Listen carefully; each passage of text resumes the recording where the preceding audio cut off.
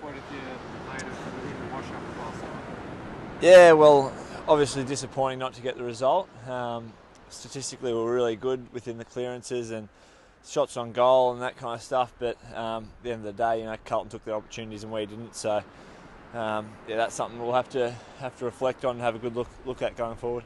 Moving forward to Gold Coast, what do you need to do in between now and then to get right? Or what was the message from Ross last night? Yeah, look, Ross is really upbeat and positive about effort and what we're applying.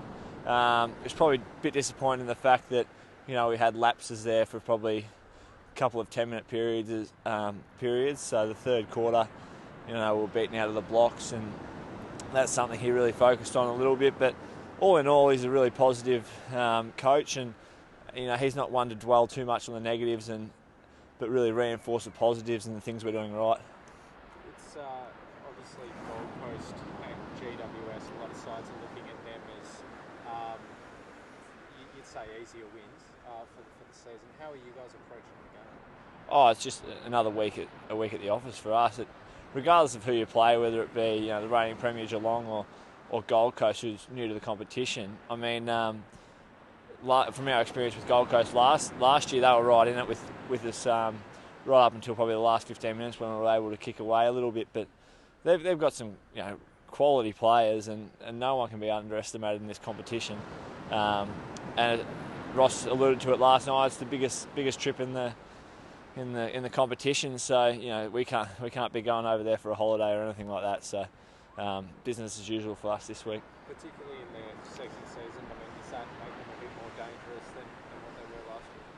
Oh yeah, they've effectively been together for 3 years. A lot of those young kids, and with Guy McKenna as well. So they're really starting to develop. They probably haven't had the best start of the season and the start of the season they would have liked, but I mean, it's going to click for them, and they're going to come on in a really good side very, very, very quickly. So it could be as early as this week, and we've got them next week. So that'll be a big focus for us this week.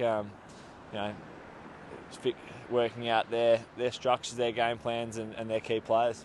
What about yourself last night? I mean, back on top of the disposals list for Freo, I mean, how did you feel your game?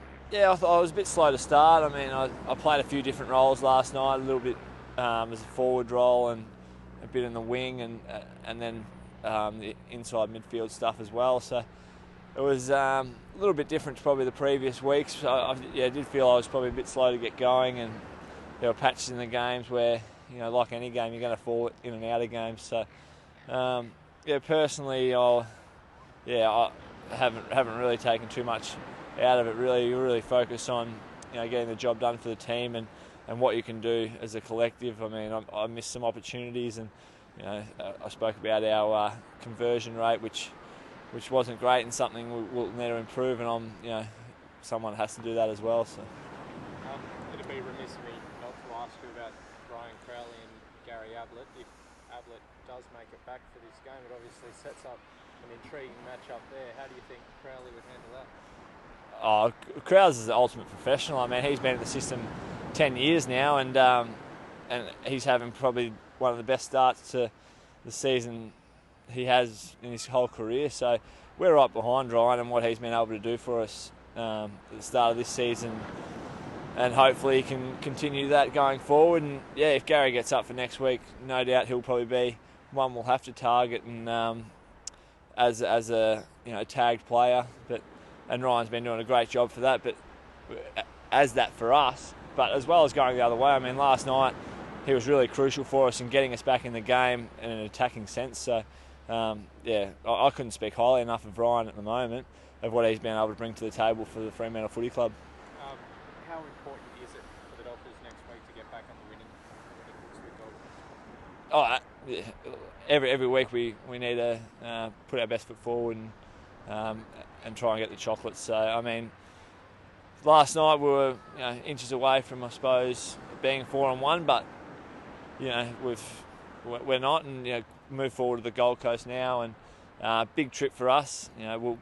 Within half an hour after the game, Ross is already talking about the Gold Coast and the trip and all that kind of stuff. So it's straight into next week for us, and very important.